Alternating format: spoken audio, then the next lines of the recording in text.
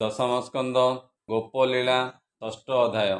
ବ୍ୟାସନନ୍ଦନ ମୁକୁ ଶୁଣି ଅମୃତ ଭାଗବତ ବାଣୀ, ଆନନ୍ଦେ ପୁଲକିତ ହୋଇ ମୁନି ଚରଣେ ଚିତ୍ତ ଦେଇ, ଉଠି ଯୋଡ଼ିଣ ବେଣୀ କର ରାଜନ କହଇ ଉତ୍ତର, ଭମୁନି ହୋଇଛି ପବିତ୍ର ଶୁଚି ଚରିତ ଭାଗବତ, ମୁନି ହୋଇଛି ପବିତ୍ର ଶୁଣି ଚରିତ ଭାଗବତ। କୃଷ୍ଣକୁ ବସୁଦେବ ନେଇ ଅଇଲା ନନ୍ଦ ଘରେ ଥୋଇ, ତହିଁକି କଲେ ବନମାଳି ଶୁଣିବି କୃଷ୍ଣ ବାଳ କେଳି, କହି ପବିତ୍ର ମତେ କର ସେବଇ ଚରଣେ ତୁମ୍ବର, ଶୁଣି ସାନନ୍ଦ ମୁନିବର କହନ୍ତି ଶୁଣ ଦଣ୍ଡଧର।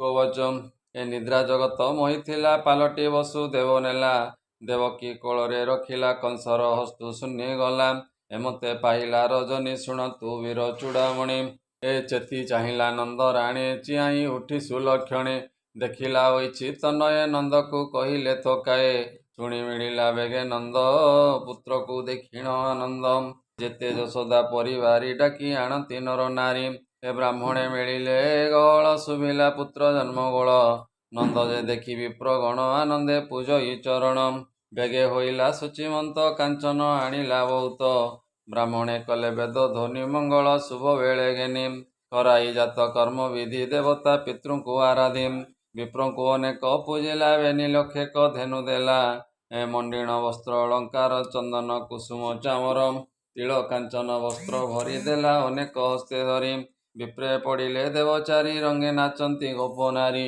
ମାଗଧ ଆଦି ନୃତ୍ୟକାର କରନ୍ତି ମଙ୍ଗଳ ଉଚ୍ଚାର, ବାଜଇ ବୀର ତୁରୀ ଭେରି ଆନନ୍ଦେ ମଙ୍ଗଳ ମହୁରୀ, ନନ୍ଦର ଘରେ ପୁତ୍ର ଜାତ ଚହଳ ଗୋଳ ପ୍ରମିତ, ଗୋପନଗର ଲୋକ ଯେତେ ଚିଆଇଁ ଧାଇଁଛନ୍ତି କେତେ, ସୁଖରେ ପାଇଲା ରଜନୀ ବାହାର ହୋଇଲେ କାମିନୀ, ଅଗଣା ଖରିକି ପହଁରା ଚନ୍ଦନ ଗୋଳି ଦିଅନ୍ତି ଛେରା, ଦୁଆରେ ସୁବର୍ଣ୍ଣ କଳସ ତୋରଣା ଲବାନ୍ତି ହରସ, ଗୋରୁଙ୍କୁ ମନତି ଗୋପାଳେ ବସ୍ତ୍ରଭୂଷଣ ଫୁଲମାଳେ, ଏ ବୃଷଭ ସୁରଭି ବାଛୁରୀ ହଳଦୀ ତେଲ ହେଲେ ଦେଇ, ଏ ଗଉଡ଼େ ଶୁଚିମନ୍ତ ହୋଇ ଆନନ୍ଦେ ଅଳଙ୍କାର ନେଇ, ହାର କଙ୍କଣ କର୍ଣ୍ଣ ଫୁଲ ନୂପୁର ବଳୟ ଅମୂଲ୍ୟ, ଏମତେ ପିନ୍ଧି ଅଳଙ୍କାର ଘେନିଣ ନାନା ଉପହାର, ଏକୁଆରେକ ଆଗୁ ହୋଇ ହେଲେ ସେ ନନ୍ଦ ଘରେ ଯାଇ, ଗୋପୀଏ ନିଜ କର୍ମ ସାରି ଯେ ଯାହା ଅଳଙ୍କାର ଭରି, ପିନ୍ଧିଲେ ନାନା ବସ୍ତ୍ର ମାନ ଆନନ୍ଦେ ମନ ଛନ୍ନ ଛନ୍ନ, ହସ୍ତରେ ଘେନି ଅର୍ଘ୍ୟ ଥାଳି ରଙ୍ଗେ ଚଳିଲେ ଗୋପବାଳୀ, ଏକୁଆରକେ ଯାନ୍ତି ଜିଣି ଚରଣେ ନୂପୁର ବାଜିଣୀ,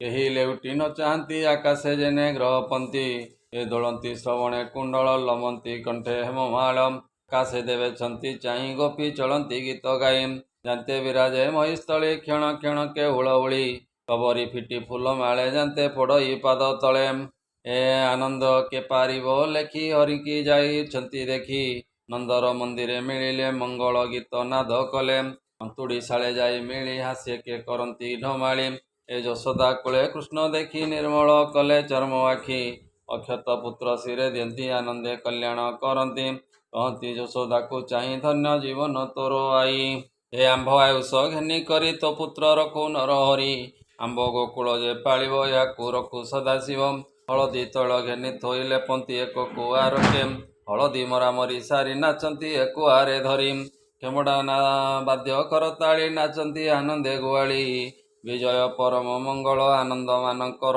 ମୂଳ, ଗୋପାଳେ ଏକ କୁଆରକେ କୁଙ୍କୁମ ବୋଧି ବୋଳନ୍ତି କେ, ଲବଣୀ ଧରି ମରାମରି ନାଚନ୍ତି ଏକୁଆରେ ଧରି, ଆନନ୍ଦ ହୋଇ ନନ୍ଦରାୟ ଭଣ୍ଡାର ଲୋଟାଇ ଥୋକାଏ, ଦେଇ ସେ ଗୋରୁ ବସ୍ତ୍ର ଦାନ ତୋଷିଲା ସମସ୍ତଙ୍କ ମନ, ରୋହିଣୀ ନିକଟେ ମିଳିଲା ଅନେକ ଧନ ରତ୍ନ ଦେଲା, ଗୋପୀଙ୍କୁ କରାଇ ହରସ ଭୋଜନ ଦେଲା ଷଡ଼ରସ, କୃଷ୍ଣ ଜନ୍ମ ମନେ ଗୁଣି ଗୋପେ ବିଜୟ କମଳିନୀ, ହେମତେ ଗୋପର ସମ୍ପଦ ଜହିଁ ବିଜୟ ଆଦି କନ୍ଦ, ଗୁଣ କୁରୁ ରୂପମଣି କୃଷ୍ଣ ଉତ୍ସବ ଅନ୍ତେ ପୁଣି, କଂସର ଆଡ଼ତିଆ ଥିଲା ନନ୍ଦକୁ କ୍ଷଣେ ନ ଛାଡ଼ିଲା, ଦଇବେ ଆକଟ ଅପାର ନେବ ସେ ବର ଶକ କର, ଗୋପାଳ ମାନଙ୍କୁ ବସାଇ ନନ୍ଦ କହଇ ଶୋକ ବହି, କଂସ ଆକଟ ମୋତେ କରି ମୁଁ ଆଜି ଯିବି ମଧୁପୁରୀ, ପୁତ୍ରର ଚିନ୍ତା ତୁମ୍ଭେ କର କହି ଚଳିଲା ମଧୁପୁର, କଂସର ଛାମୁରେ ମିଳିଲା ସୁନିଆ ଧନ ଗଣି ଦେଲା, ମେଲାଣି ହୋଇଲା ତକ୍ଷଣ କିଣିଲା ନାନା ଦ୍ରବ୍ୟମାନ, ଗୋପନଗରେ ଯେତେ ଲୋଡ଼ା ତାଳ ଜମ୍ବିଳ ଆମ୍ବ ସଡ଼ା,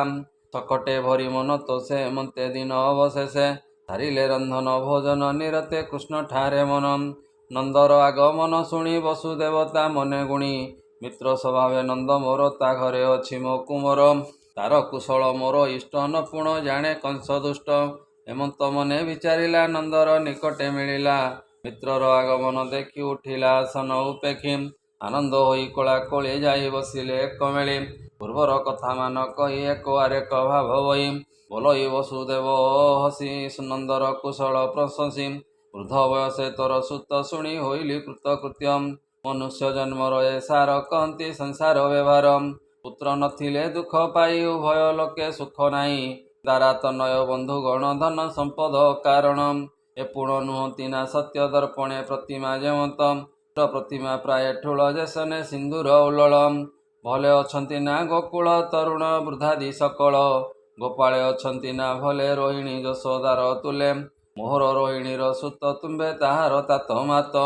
ତା ବିଚ୍ଛେଦେ ଅରକ୍ଷିତ ତୁମ୍ଭର ପାଳିବା ଉଚିତ। କରିବି ଉପକାର ଏତେ ଅନ୍ତରେ ମୋର ଘର। ବନ୍ତେ କୁଆରେ ସଖା ମରଣେ ପରଲୋକେ ଦେଖା। ହେମନ୍ତେ ମିତ୍ରର ସ୍ୱଭାବ ଆନନ୍ଦେ କହେ ବସୁଦେବ। ନନ୍ଦକୁ ବସୁଦେବ ଚାହିଁ କହନ୍ତି ଶୋକ ଭର ହୋଇ। ଭୂମିତ୍ର ବଡ଼ ମୁଁ ଆକୁଳ କହନ୍ତେ ବହେ ଅଶ୍ରୁ ଜଳ। ଦେବକୀ କଲା କେତେ ପାପ ଅଳପ ଦିନେ ଏଡ଼େ ତାପ। ପ୍ରସବେ ବରଷେ ବରଷ ଛପୁତ୍ର କଂସ କଲା ନାଶ। ଏବେ ଦୁହିତାଏ ହୋଇଲା ତାହା ମାରିବ ବୋଲି ନେଲା। କଂସ ହସ୍ତରୁ ଶୂନ୍ୟ ଗଲା କଂସର ମୃତ୍ୟୁ ସେ କହିଲା। ଏକଥା କର୍ମର ଆୟତ ଜଗତ ଧର୍ମେ ଆତଜାତ। ଦେବକୀ ଧରି ତାର କର ବୋଲାଇ ଏହାକୁ ନ ମାର। ଏ ଦେବକୀ ବୋଲ ନ ଶୁଣିଲା କୋଳରୁ ଛଡ଼ାଇ ଘେନିଲା। ଶରଣ ଧରି କଚାଡ଼ନ୍ତେ ହସ୍ତରୁ ଗଲା ସେ ଅଦ୍ଭୁତେ। ଅନ୍ୟ ମାର୍ଗରେ ଗଲା ସେହି ସ୍ୱର୍ଗେ ନିବାସ କଲା ଯାଇ। ଏହା ଜାଣନ୍ତି ଜ୍ଞାନୀ ଲୋକ ତେଣୁ ନ ଲାଗେ ଦୁଃଖ ଶୋକ। ବୋଲଇ ବସୁଦେବ ଶୋକେ ଯାହା ଅର୍ଜିଲି ପୂର୍ବ ଲୋକେ। ସେ କଥା ସଞ୍ଚିତ ମୋହର ଭୂମିତ୍ର ଯାଅ ବେଗେ ଘର। କଂସ ଆଦେଶ ଘେନି ଶିରେ ଜଗତେ ବୁଲନ୍ତି ଅସୁରେ। ମାରିବେ ସବୁ ଶିଶୁ ପୁଅ ଭୂମିତ୍ର ଦଣ୍ଡେ ନ ରହ। କହି ଚଳିଲେ ବସୁଦେବ ନନ୍ଦର ମନ ଉଦବେଗ। ଶୁଣିନ ମିତ୍ରର ବଚନ ନନ୍ଦର ମନ ଛନ୍ନ ଛନ୍ନ। ସକଟେ ନାନା ଦ୍ରବ୍ୟ ଭରି ଚିନ୍ତଇ ପ୍ରଭୁ ନର ହରି। ବାଜିଲା ଶଙ୍ଖ ଭେରି ତୁର ନଗରୁ ହୋଇଲେ ବାହାର। ନ ଆଦେଶ ଶିରେ ଘେନି କହିଲେ ଶୁକ ମହାମୁନି। ସୁଜନେ ଶୁଣ ହରି ଲୀଳା ଏ ଭବ ସାଗରକୁ ଭେଳା। ଏନାବେ ବସ ଭ୍ରାନ୍ତି ଛାଡ଼ି ନମର ମୋହ ଜଳେ ପୁଡ଼ି।